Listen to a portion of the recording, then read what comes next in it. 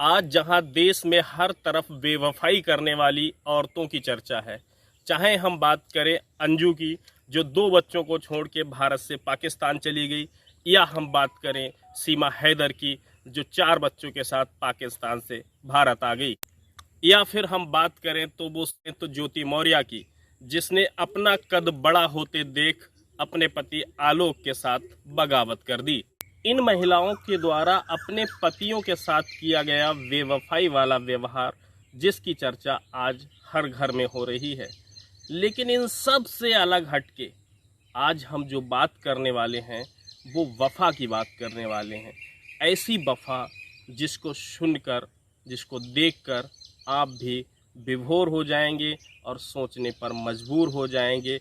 सच्ची वफा किसे कहते हैं? अर्थात भारतीय संस्कृति में एक पत्नी अपने पति के प्रति जो श्रद्धा रखती है, जो अटूट विश्वास रखती है, वो इस कहानी से छलकता है। ये सच्ची घटना है। जिला बलिया के अंतर्गत एक थाना पड़ता है, सुखपुरा अंतर्गत एक गांव पड़ता है देवकली, और उसके 2001 में जानकी देवी जिनके पिता का नाम गौरी शंकर होता है, वो अपनी बेटी जानकी देवी की शादी सुखपुरा के रहने वाले मोतीचंद के साथ कर देते हैं।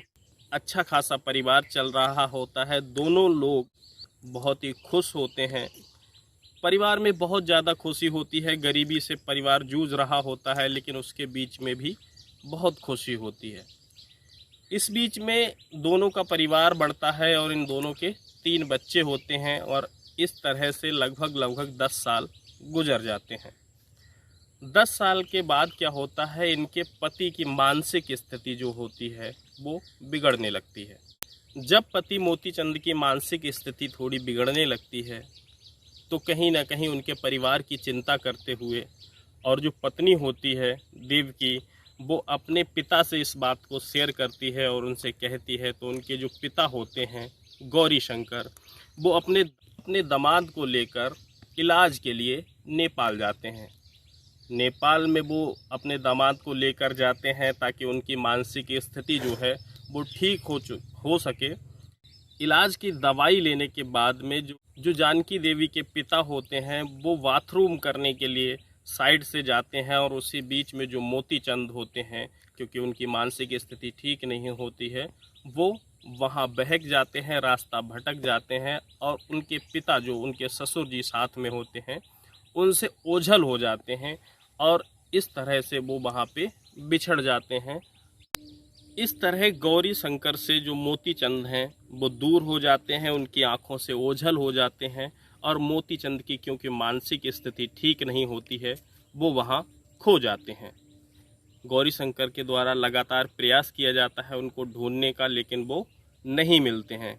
इसके बाद नेपाल में ही इनके बिछड़ने की और गुमशुदगी थाने में दर्ज करा दी जाती है।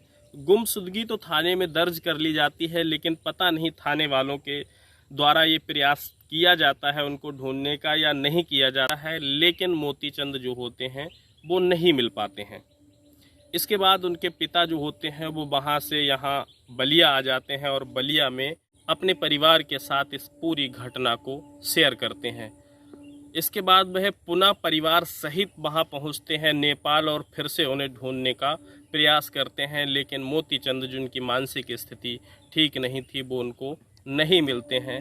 इस तरह से पूरा परिवार एक बार नहीं लगभग 5 बार नेपाल जाता है और उनको ढूंढने का प्रयास करता है, लेकिन मोतीचंद जो होते हैं वो कहीं पर नहीं दिखाई देते, अर्थात वो ढूंढने में नाकामयाब रहते हैं। उधर उनकी मोतीचंद की जो पत्नी है जानकी देवी, उनका जो मानसिक संतुलन होता है वो बिगड़ता जाता है अपने पति के वियोग में, क्योंकि वो अपने पति से बेइंतहा मोहब्बत करती हैं, अपने पति को पति परमेश्वर समझती हैं। भारतीय संस्कृति के हिसाब से वो अपने पति को ही अपना सब कुछ मानती थीं। इधर क्या होता है, जानकी अपनी तरफ से प्रयास करने लगती है उनको ढूंढने का। अपने पर्स में एक फ़ोटो रख लेती है अपने पति मोतीचंद का, और जहाँ भी लोगों के द्वारा बताया जाता है, फिर चाहे वह तांत्रिक लोग हों वह तमाम तांत्रिकों के पास जाती है, उनसे पूछती है अपने पति के बारे में, लेकिन पति के बारे में सिर्फ एक ही बात कही जाती है कि वो अभी जिंदा तो हैं, लेकिन उनका वास्तविक वो कहाँ हैं इसका पता नहीं लगाया जा सकता।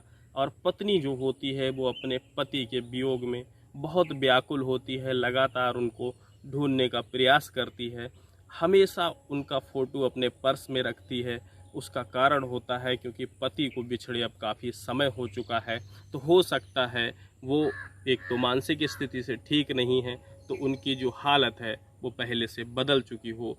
जानकी देवी स्वयं ये बात कहती हैं कि वह हमेशा अपने पति का फ़ोटो अपने पास रखती हैं, और जो भी व्यक्ति उनको मानसिक रूप से कमज़ोर लगता है, वह चाहे भीख मांग रहा हो या गली मोहल्ले में बैठा हो या मंदिरों के बाहर बैठा हो, उनकी नज़र हमेशा उन्हीं मानसिक रूप से कमज़ोर लोगों पर जाती है, और हर व्यक्ति के अंदर वो अपने पति को ढूंढने का प्रयास करती हैं।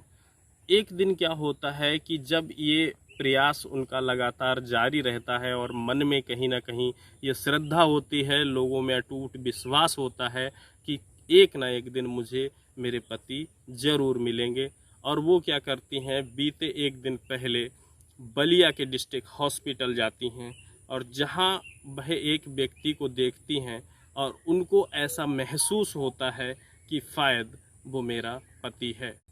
अपने पर्स में रखे फ़ोटो को निकालती हैं, वहाँ पे खड़े आसपास में जो लोग होते हैं उनसे कहती हैं कि भाई साहब आप इसको ज़रा फ़ोटो को मैच करके देखिए कि ये क्या वही हैं जो फ़ोटो में दिखाई दे रहे हैं। कुछ लोगों के द्वारा पूछा जाता है कि आपका इनसे क्या रिश्ता है, तो स्वयं जानकी कहती हैं कि अब मैं आपको क्या बताऊं कि इनसे मेरा क्या रिश्ता है, बस आप ये बता दीजिए कि यह जो फ़ोटो में दिखाई दे रहे हैं क्या ये वही हैं। कुछ लोगों के द्वारा कहा जाता है हाँ ये उन्हीं का फ़ोटो है। इसके बाद का एक वीडियो जो है वो सोशल मीडिया पर वायरल है, जो आप भी देख सकते हैं।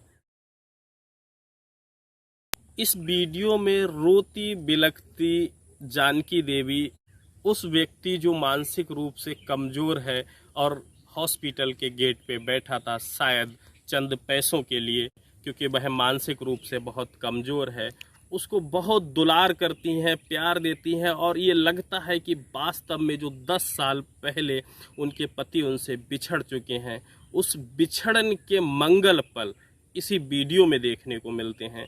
और आसपास के जो भी लोग इस वीडियो को देखते हैं उनके आंखों से आंसू आने लगते हैं।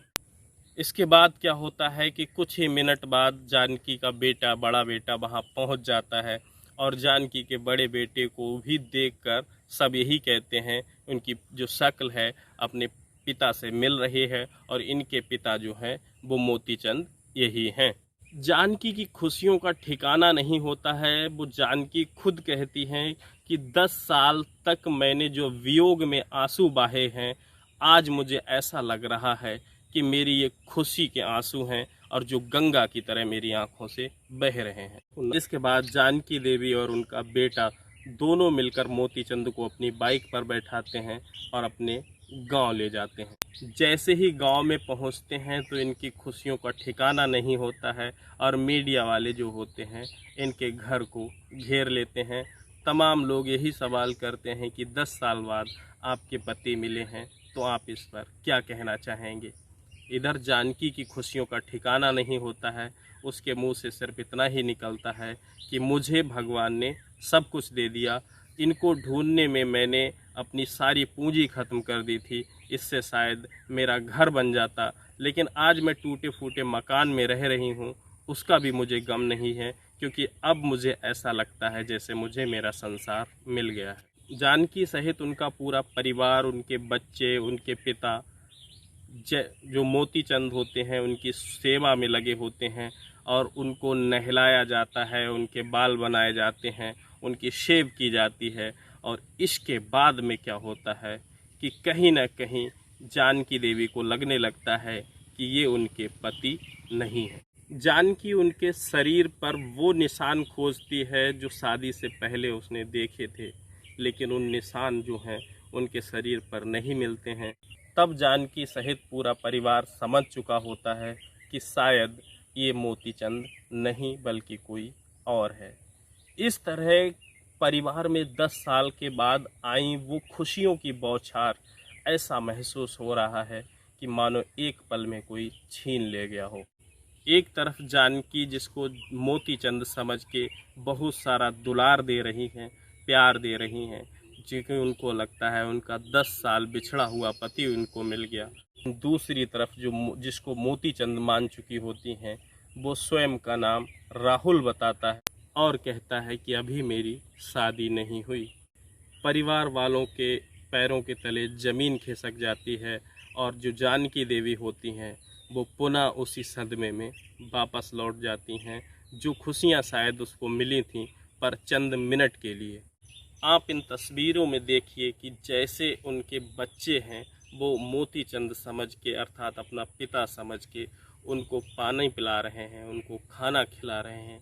अर्थात उनको ये लग रहा था कि हमारे जो 10 साल पहले पिता बिछड़े थे वो अब मिल गए हैं और उनका परिवार जो है दोबारा खुशियों से भर जाएगा। लेकिन उनको नहीं पता था कि ये खुशियाँ चंद पल की हैं और ये खुशियाँ हमसे छिन जाएंगी। ऐसे ही कुछ समय गुजरता है और जब उनकी पहचान मोतीचंद के रूप में ना सही, लेकिन जब राहुल के रूप में होती है, जो कि थाना नंगरा के एक गांव का रहने वाला है, तो पूरे जो घर है आप तस्वीरों में देख सकते हैं कैसे सुनसान सा पड़ा हुआ है, जैसे यहाँ मातम पसर गया हो। जब जानकी से इस बारे में पूछा जाता है तो उनके मुंह से सिर्फ एक ही शब्द निकलता है कि जब चेहरा देखा तो मेरे पति से मिल रहा था, मैंने इन्हें अपना पति समझ लिया, लेकिन निशान देखा तो निशान नहीं मिला। मुझसे गलती हो गई और उसके लिए मैं क्षमा चाहती हूँ। इस कहानी से हमें एक सीख जरूर मिलती है कि भारतीय संस्कृति में आज भी नारियां अपने पति को जो दर्जा देती हैं वो शायद कोई और नहीं दे सकता। बेवफाई करने वाली औरतें, जिनकी चाहे हम बात करें सीमा हैदर की, फिर चाहे हम बात करें अंजू की, और फिर हम चाहे बात करें ज्योति मौर्य की, जो आज भारत में हर गली और हर घर और हर मोहल्ले में जिनकी कहानी गाई जा रही है, उन सब से अलग एक कहानी हमें ये दर्शाती है कि वास्तव में हमारी संस्कृति क्या है, वास्तव में एक महिला का अपने पति के प्रति प्रेम क्या होता है।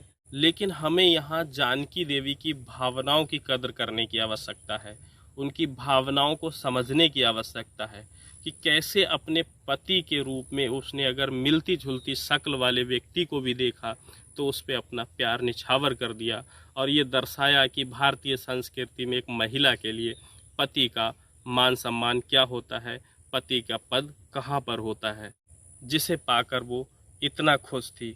आज वो उसका पति ज़रूर नहीं निकला, लेकिन देखने वाले सारे दर्शकों से मेरा अनुरोध है, आज सोशल मीडिया में वो पावर है, मीडिया में वो पावर है, सरकार में वो पावर है, यदि चाहें तो 2-4 घंटे में ही उसको उसका पति मिल जाएगा। यदि वह इस दुनिया में हैं तो उनके फ़ोटो को वायरल किया जाए, उन्हें सोशल मीडिया और सरकार के माध्यम से तमाम जगह भेजा जाए, फिर चाहे वह नेपाल हो या पूरा भारत। उस स्त्री की मदद करने की आवश्यकता है। वो जानकी देवी जो आज अपने पति के वियोग में व्याकुल है, उसको उसके पति से मिलाने का कहीं ना कहीं हम लोगों का फ़र्ज बनता है। फिलहाल आपने कहानी को सुना, देखा, जो कि एक सच्ची घटना पर आधारित है, उसके लिए आपका दिल से धन्यवाद। आशा करता हूँ आपका सब्सक्राइबर के रूप में हमें सहयोग मिलेगा, जिससे जल्द ही यूट्यूब पर हमारा परिवार बड़ा परिवार बनेगा। जय हिंद, जय भारत।